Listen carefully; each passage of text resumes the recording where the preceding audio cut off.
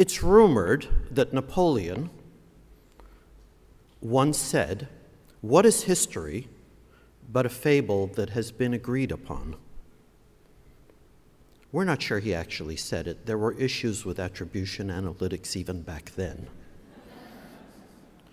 But the point here is that when we talk about research, we really have to go in with our eyes somewhat wide open. Research, at the end of the day, is only meant to give us a representation of the truth. Let's not get confused about it. We shouldn't assume it is the truth, nor should we get carried away and take our learnings from that research to be the truth. My old friend Irwin used to say, "We don't need a laser. Most of the time, a blunt pencil will do." It's entirely possible that someday in the future, we may actually have a laser. But until then, let's be practical about things. Let's make sure that we have as good a pencil as possible, and if we can refine a little bit, so much the better. You know, it's always been our view that the primary function for much of the syndicated research out there, for the media business, is A, it provides valuable insights to inform our strategies and our tactics. B, it's to provide a view and a tracking of changing behavior. And finally, it is to serve as a stable and effective trading currency for the transactions that we conduct in the media business. It doesn't represent the absolute truth in any instance, but it has to provide a relative measure across time. And as soon as we get grown up enough to understand that, we'll be better off. We stand here at a really interesting point in time, however. We've had decades of experience with panel and sample-based methodology. That experience leads us to be acutely aware of the limitations of that. At the same time, we're beginning to play with census-level data. Surprise, surprise. Census-level data ain't perfect either. It comes with its own set of constraints, its own set of frustrations. As I said earlier, what is history but a fable that perhaps has yet to be agreed upon, right? The challenge today is to understand what we can and cannot do with the data we have now. How can it be combined? How can it be delivered timely? And how can we extract the greatest use from it? Remember, we have technology and media evolving so rapidly that if we take too long to establish protocols, the research may not be relevant by the time it's delivered. So let's start with sample methodology just for a couple of minutes. We all know its limitations. Yet, even today, there continue to be voices suggesting things, for example, moving C3 from an average commercial rating to perhaps a specific commercial rating. Just think about that. How many people realize that on television, we only get specific episode numbers for prime time? Everything else is reported on a Monday-Friday basis. Why? Because the standard error is too high, and when you have multiple occurrences, N, you get a much more stable result, and you get a much lower standard error. The more granular you get, the higher your standard error becomes. Any idea what would happen if we moved from an average commercial rating to either a pod or a specific commercial number? It would completely destabilize the currency we have. Every day, we see somebody attempting to use data beyond its limitations. It happens in our own organization. I remember one of my staff sliced and diced audiences to the point where I think he was projecting performance in the US on a sample of 3 people. Exceeding the limitations of data may provide some people with some short-term gratification, but trust me, it's nothing but long-term aggravation. Census-level data, we do it broadly on the digital domain. We have behavioral data, we have quantitative metrics, but we continue to struggle with challenges there too. First off, let's take television. Current census data doesn't even begin to be statistically representative of the population. The set-top box return path from which we derive the census-level input lacks demography. Of course, we could infer it, or we could fuse it to panel data, but then it's no longer absolutely accurate. Let's get past that. We need to fuse it. We need to get over the notion that it needs to be absolutely accurate while we're all still here on Earth. And just to exacerbate an already challenging situation, let's not forget that the measurement issue on the website is hugely problematic too. Look at the frustration we're going through in trying to measure viewability. You know, efforts like 3MS, etc. We have an agreed upon definition. The definition is 50% of pixels appear on the browser window for at least 1 second. Right? Great. We went through all that effort, we defined it, we have a standard. We can measure it on the PC most of the time, but guess what? On tablets and smartphones, we can't. What about non-Windows iframes, iOS, etc.? We can't measure it there either. Nor does it cover web video, where, by the way, we still don't even have a definition. You think we had problems with sample-based methodology? Census level was supposed to fix all that. Maybe not so much. We need to fully understand just what census level data is about, what it does best. It does provide stable and highly accurate components of the total picture, not the total picture. In and of themselves, these components add value. But we need to understand where panel data needs to be joined up with panel and census together to provide the most useful insights, tracking and currency. When David asked me to come up here this morning, I figured I could put together a research wish list and toss it up to this group. How often do you get that kind of an opportunity? What's on my wish list? I have 2 categories. Let's call them silo busting and effectiveness analytics. Let's go in order. If you think about it, all of our legacy research and measurements have focused on individual media types.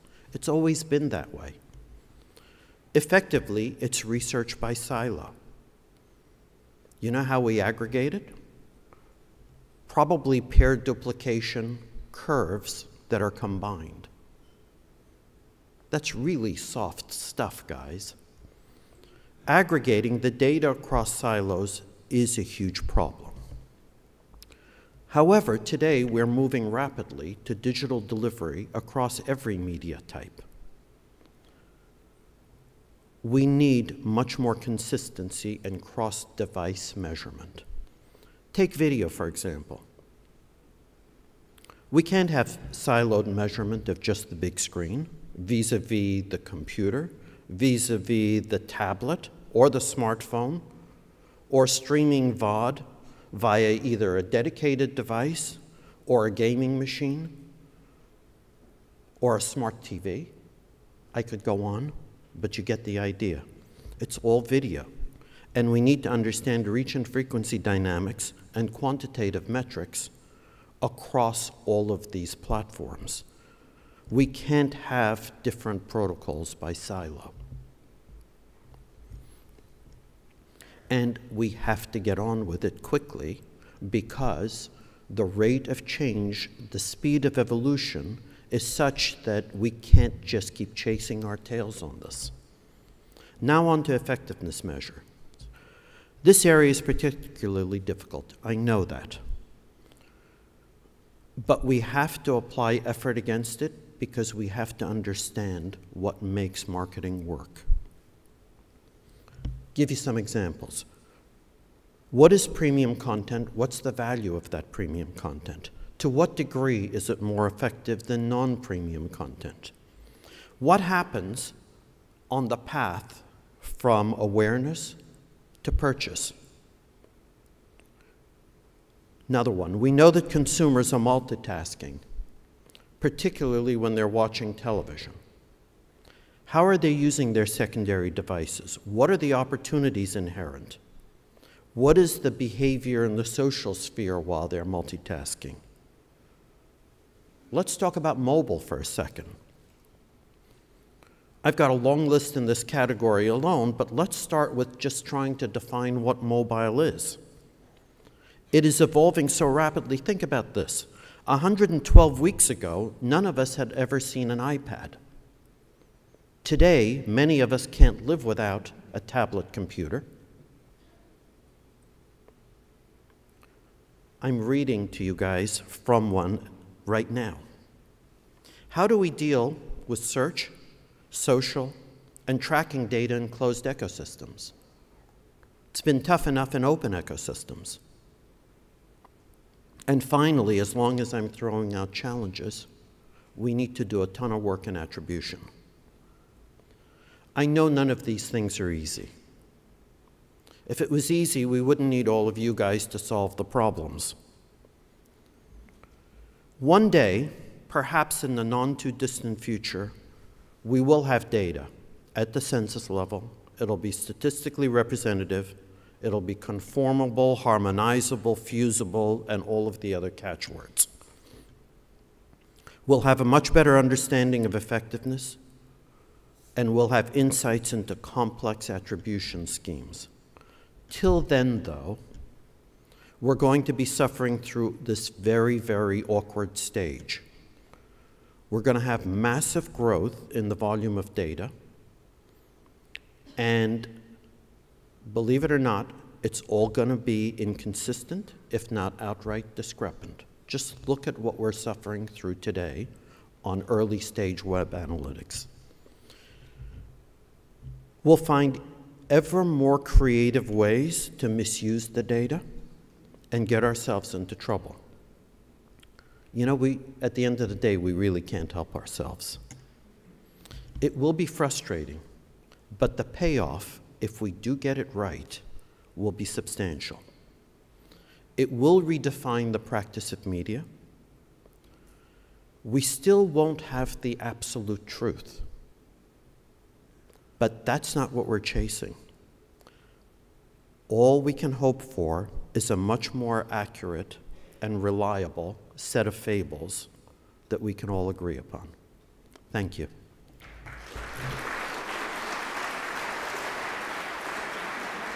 Sure. Let me get the schmata off your table. Irwin, given your broad experience, global, we play a game with a lot of the people who speak. If you could change, magic wand, one thing in terms of research globally tomorrow, what would the one thing be? You probably could do that, but what would you do? I wish I could. Yeah. I would have done it. I think I would standardize definitions very, very quickly and reduce the number of protocols. Again, you know, we're never going to have absolute truth. And the sooner we realize that and we stop coming up with more and more ways of trying to accomplish the same thing and just doing a few things better and more reliably and more consistently, the better off we'll be. Maybe we can make that happen. Let's take time for 1 or 2 questions from the audience. Lights up? No? Not happening? Can we get someone down here? I thought you were going to say, let there be light. Bruce, come on.